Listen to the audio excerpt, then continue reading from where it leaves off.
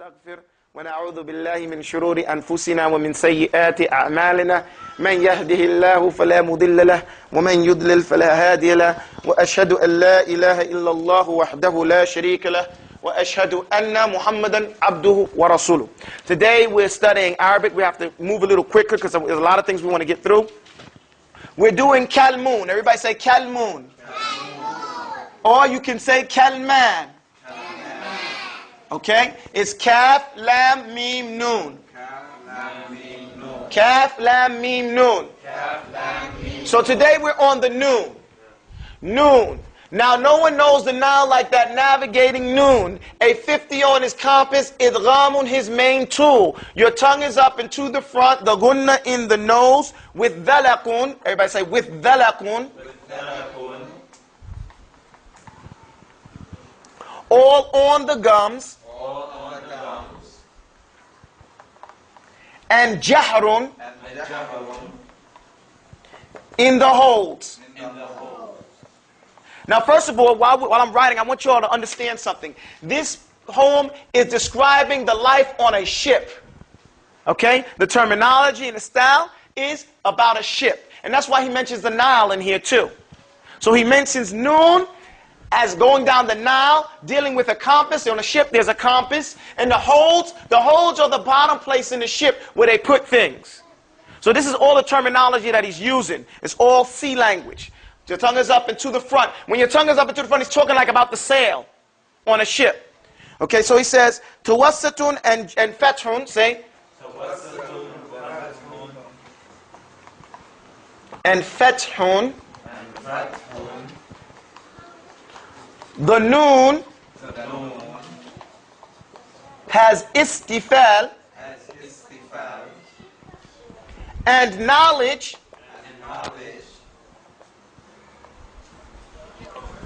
of your place of port will help the Noon farewell. Okay, again, you automatically know.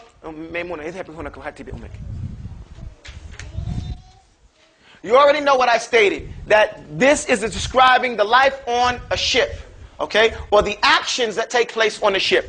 Once we've broken that down, we can somewhat, if you're familiar with the life on a ship, you can somewhat follow what this is. He says, now no one knows the Nile like that navigating Noon. What is mentioned here first, the first point here is that he's trying to give you a play with pronouncing the Noon. Now, no one knows, now, navigating, Noon. And usually in the English language, when you have the ing after an N coming, you don't pronounce that G. You say navigating Noon. You know, you make a type of idgham in the English language. We do a lot of things that Arabic brings out. Okay? So that's the first thing he's doing. He's letting you practice the makhraj and the pronunciation of Noon. Say this line. Now no one knows the Nile like that navigating Noon. Now, the second thing he's doing, there's a hidden point to it. The point is that no one knows the alphabet like Noon. It's as if he's given the letters their own intellect.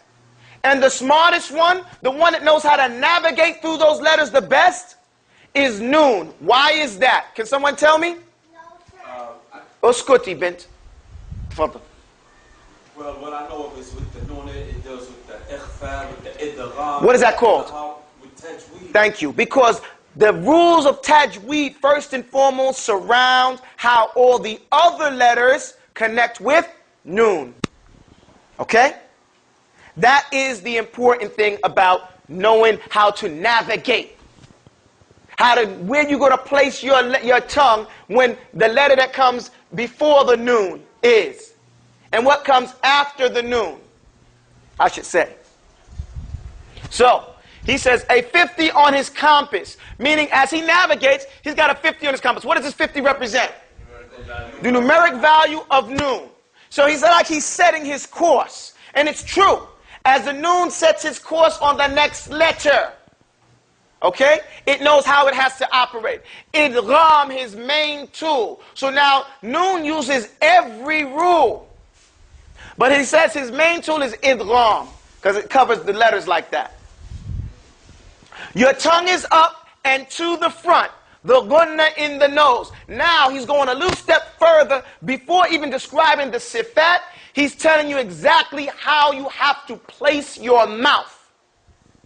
Very descriptive how you have to place your mouth in pronouncing, in enunciating the letter Noon. Your tongue is up and to the front of your mouth. The gunna is in your nose. Gunna is to hold the air in your nose. So everybody say an.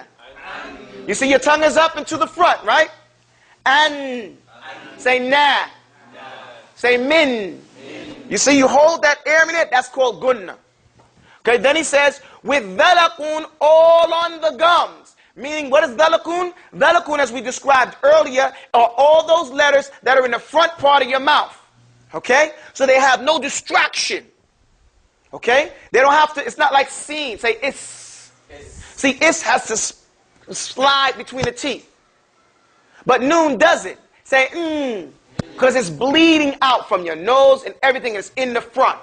Okay? So that's called dhalakun. All on the gums. So it's letting you know your tongue is going to be where? All on your gums. Say an. You hear it again? You feel it now? And the only purpose, not the only, one of the main purposes for these poems is to enlighten you and make you familiar, make you do something consciously. Because if you say you know the alphabet, but you don't know what you're doing, you can't even, you're not even there. They used to teach us to be present at every breath. And if you try that, you know it's impossible. But it teaches you a concept of being conscious. Being conscious when you do something. Right? So here, this poem is to help you become conscious. Be conscious of what you're doing in this pronunciation of a letter. So with dhalakun all on the gums and jahrun in the holds. When you hold the noon, when you hold it, wa mimma or wa min, you know, when you do that, and you holding it there, that's you have to do it with jahrun. There has to be some sound there. Does that make sense? An-naba, or something like that, you will definitely hold it, and it has to be jahrun. Tawassatun and fathun. Now he's giving you more of the sifat of the pronunciation, okay? Whereas dhalakun has not really to do with the pronunciation, it's telling you the placement, but jahrun, tawassut, and fathun. Tawassatun is showing you that you're not saying it like ib. Say ib. So you're pressing it with shidda. There's some force there, right? So here, you're not doing it. You're saying in. Say in. And if you note, your tongue, as it touches the gums, it's touching it gently. It's touching it medial. It's not touching it hard. Like say it. You're hitting that hard. Say id. You're hitting that hard. But now say in. In. So now that's tawassatun. That's gentler. You don't want to sit? Okay, and fathun. So you have to open your mouth in a way that is like a doorway. Say nah. So you don't say no. You don't make your mouth round. You say nah. Nah. Ni. Nu. Okay, so that's the fathun. The noon has istifal. What istifal means is that the tongue goes back flat. Say nah. When you finish, your tongue is flat in your mouth between your bottom teeth. Okay? It's going to come back flat. Okay? And it has to start off flat too. Noon, nah. You can't pronounce it without dropping that tongue back flat and start off because it has to rise up and come back down. Unless you're holding it.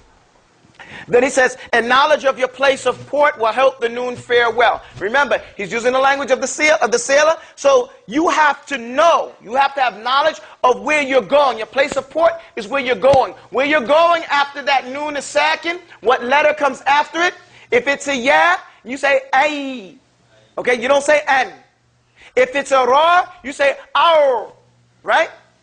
You don't pronounce it. Because this is what this knowledge of your place of where you're going. That's where your port is. And that's basically it. And that will help you pronounce the noon properly in all its different variations. Bottom line. Anybody got any questions about that? Where's the... Okay. With that done, open up your books, and we're going to get into the Ajrumiyya. We've been stuck on this part for a little bit. We're going to start at this part right now, and that is at Jahrun. We're going to start off with Raf'un. That's the signs of Raf'un. Real quick, instead of going through the review, and what we'll try to do at another time is do a review, just a review, so we can get everything else done. Okay? But I don't want to delay us anymore on this. Somebody recite to me the poem with regard to Alamatu Rafi biha takun farfa. Do that to somebody recite it to me. Signs of Alamatu Rafi. Have you memorized it? Tafaddal, louder. No, Alamatu Rafi. No, I'm saying that's a title. Babu Alamatu Rafi. And the title says Babu Alamatu Rafi, or Faslun Alamatu Rafi. Right? So then recite that. Go ahead. Babun Alamatil I'rabi. Right? Faslun. Faslun Alamatil Raf'i. Okay, go ahead. Recite. Dammun Wawun Alifun wa Nun. Louder. Dammun Wawun Alifun wa Nun. Alamatul Raf'i biha takunu. فرفع بضم مفرد الأسماء كجاء زيد صاحب علاء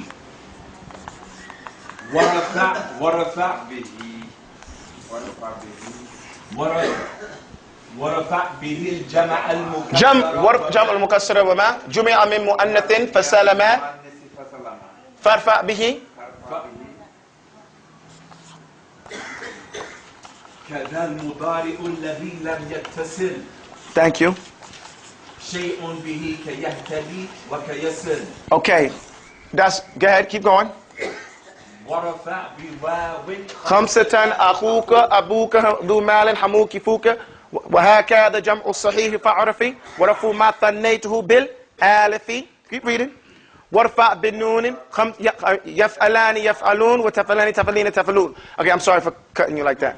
Okay, what we're doing here is the signs of i'rab. These are all the signs of i'rab. Okay, we have to talk about i'rab now. Okay, what is i'rab?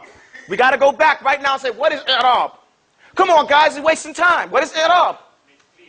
What is it? It literally means to make something clear. Crystal clear, to clarify something, right? As a terminology, what does it mean? It means to make it Arabic, or to Arabize, to Arabize. Okay, that's true, but it doesn't give us any meaning. You said words, but we can't understand. What does that mean?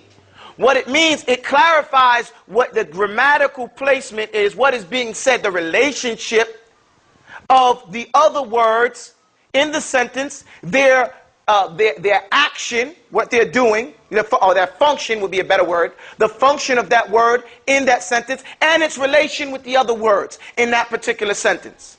Right? That's what it does. So it clarifies the function, gender, case, and relation that word has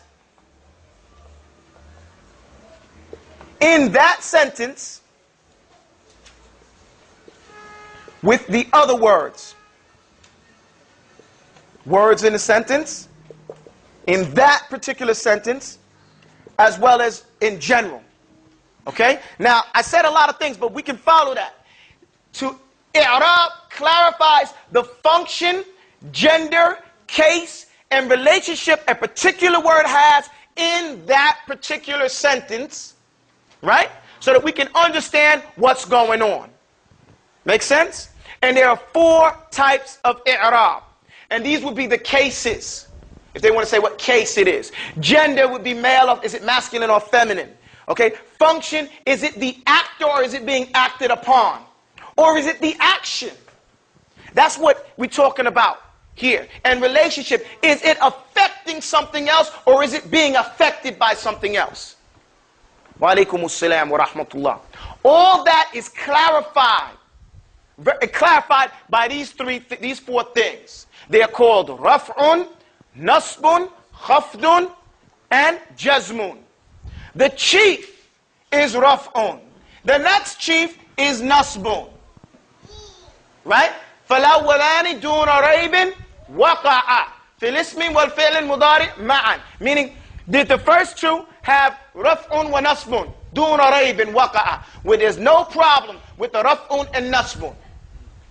Always, every word in Arabic either takes raf'un or nasbun. And we said the chief sign for that is a dhamma, and the chief sign for this is a fatha, and the chief sign for this is a kasra, and the chief sign for this is a sukoon. These are the chief signs, and they have subsidiaries. They have juniors under them. We're just dealing with raf'un today. So we say this is dhamma, right? Then we have wawun. Then we have alifun. Then we have noon. These are the alamat raf'i biha takun. These are the signs of raf'i. That's what they are. And that's what we're going to deal with today. And they clarify to us when a word is functioning as under the raf'un case. Okay? Under a raf'un case. Now, we'll find out how that happens and what that means in a few moments. Everybody with me?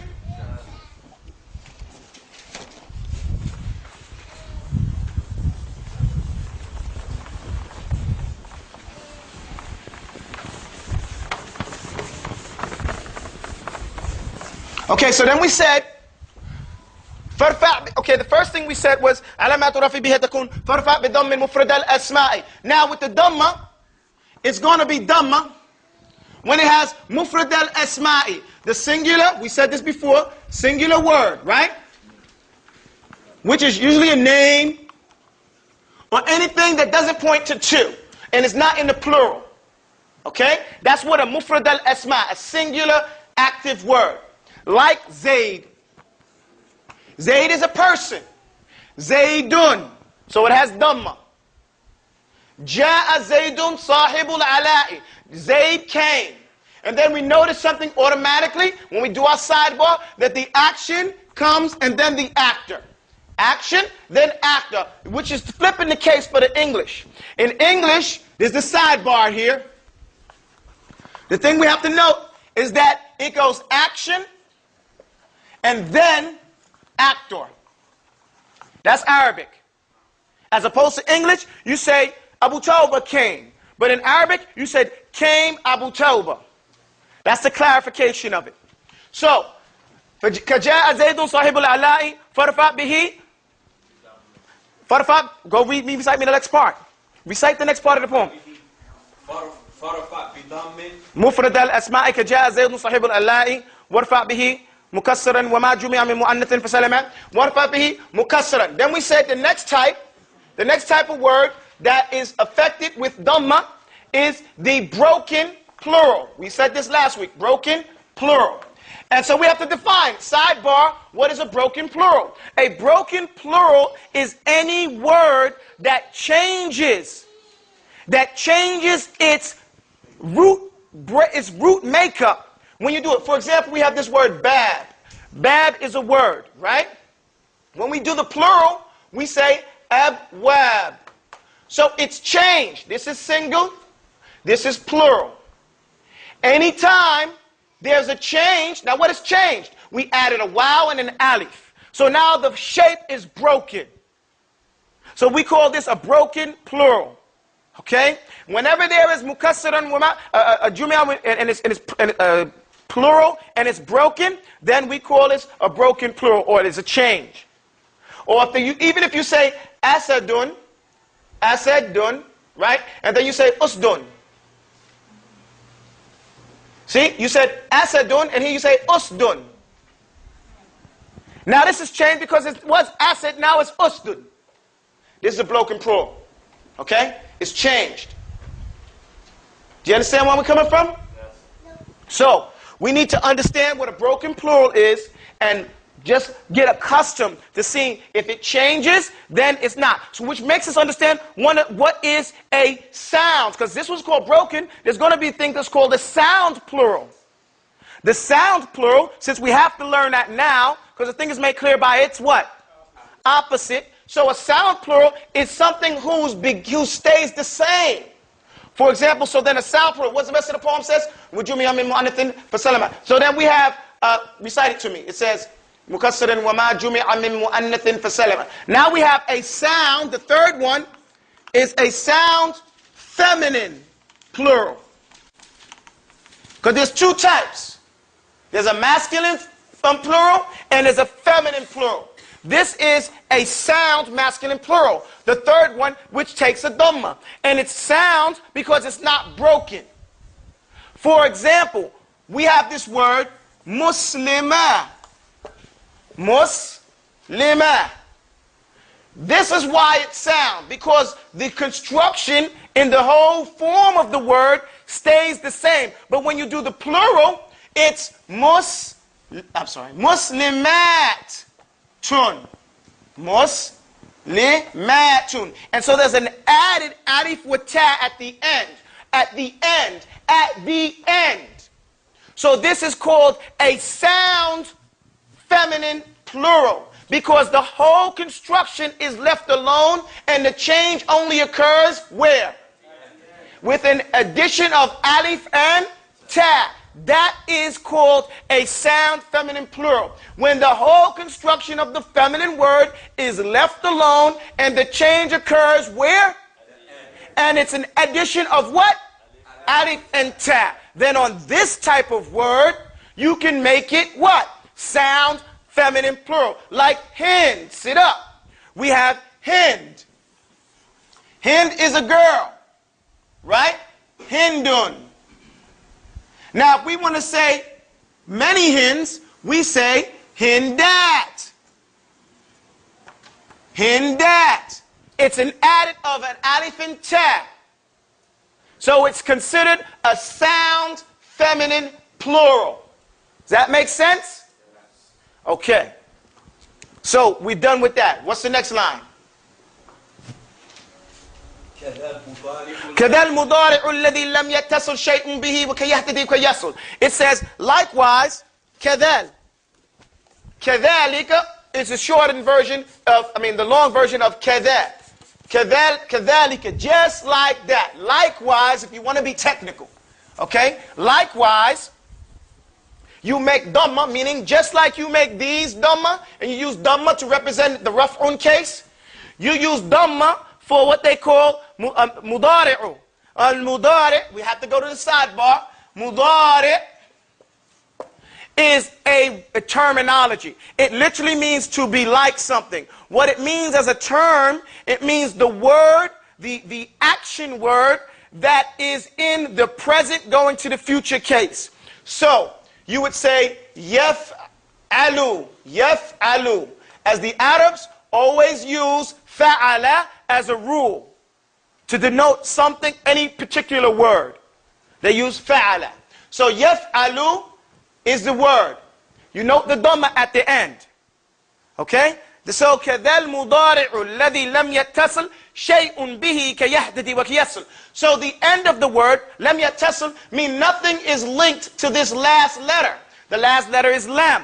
If there's nothing at the end of this lam, if there's nothing that's attached to this letter, this lam, then you use dhamma to put at the end of this word.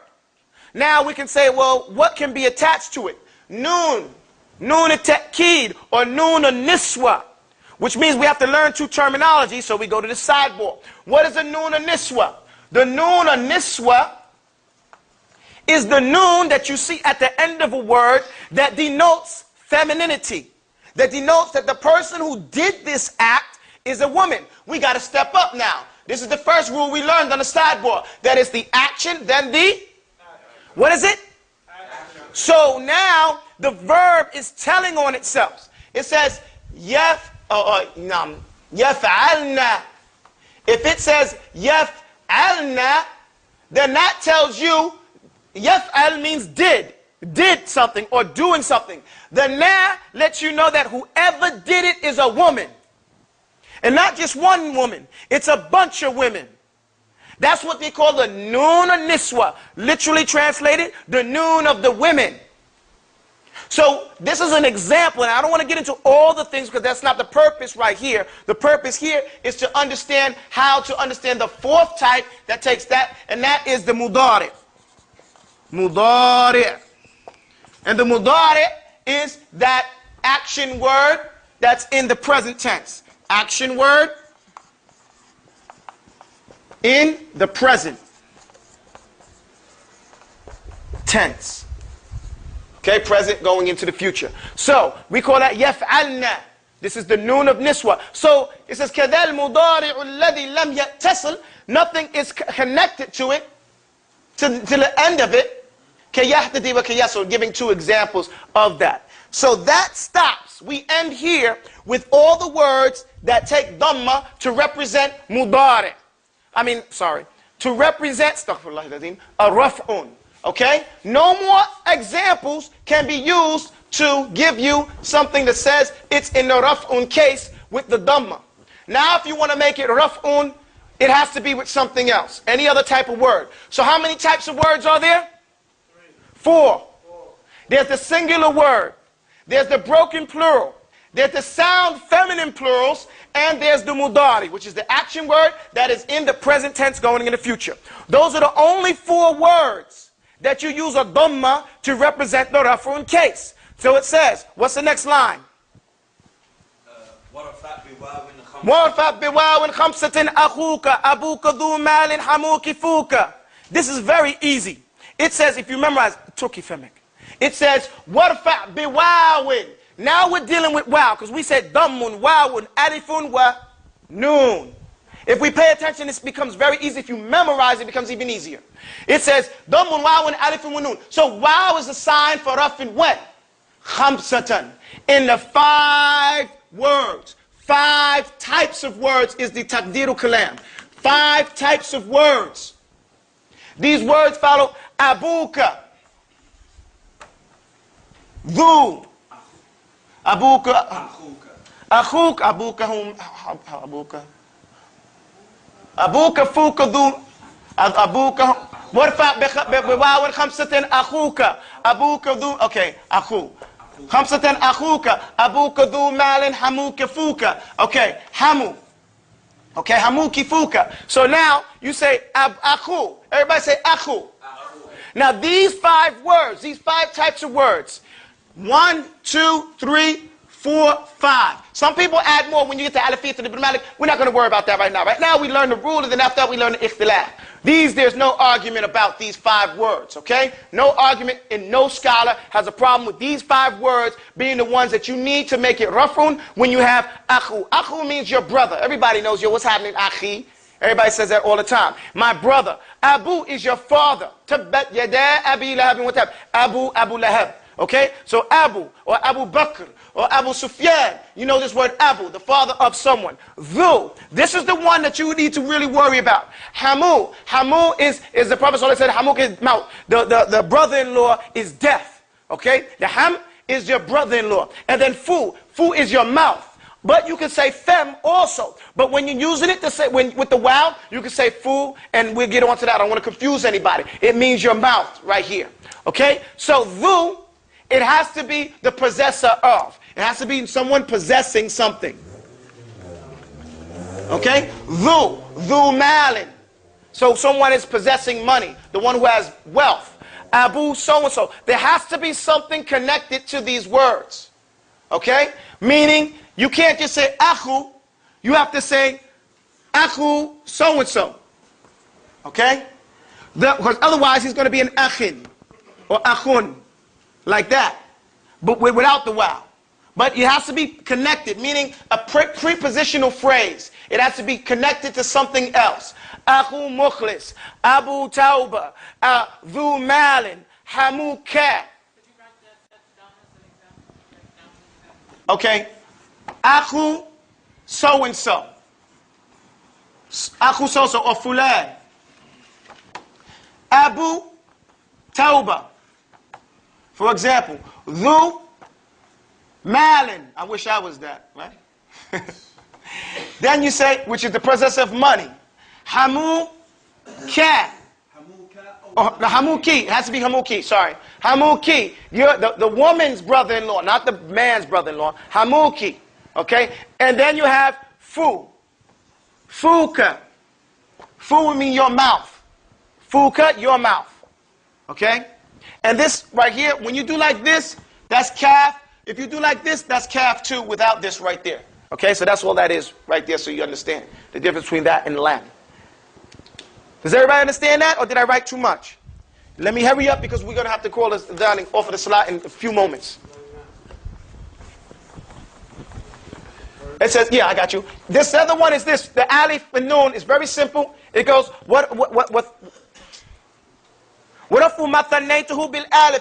anything that you make is called the alif ithnain. Anything that you make two, you consider it two, you call it alif ithnan or ithnain. Means, so you saw rajul. Rajulun is one man. If you saw rajulan, rajulan, so you made it two. It's two men.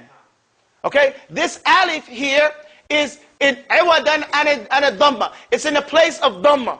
So it's niyabatan. It's in the place of dhamma. Okay? So that's what that alif means. So this means two men. Okay?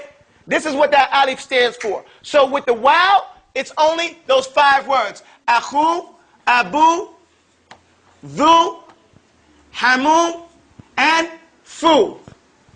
Now with the alif, it's anything that you make ithnain. It's anything that you make two of.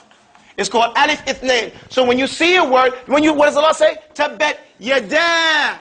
The two hands. This alif here represents the two hands of Abi Lahab. Okay?